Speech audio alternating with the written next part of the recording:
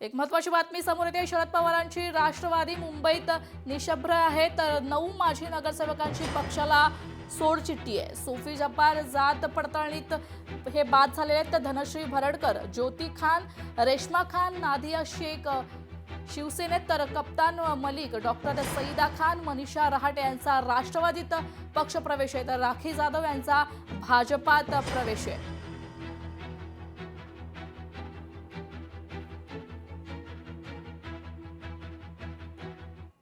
वळूया पुढील महत्त्वाच्या बातमीकडे। पुणे महानगरपालिका निवडणूक भाजपाला सर्वाधिक बंडखोरीचा फटका बसलाय। भाजपचे तब्बल 25 माजी नगरसेवक दुसऱ्या पक्षात गेलेत, तर अजित पवारांच्या राष्ट्रवादीत अनेक जणांचा प्रवेश देखील झालेला आहे।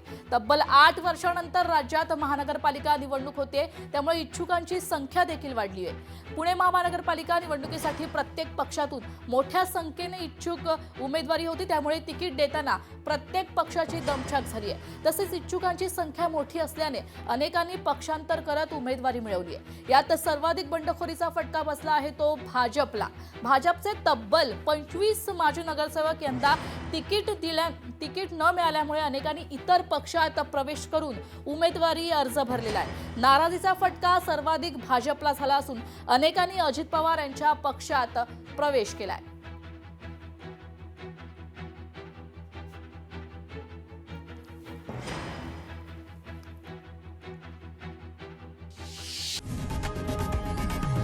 लोकशाही मराठी ऐका, पहा, जागरूक रहा।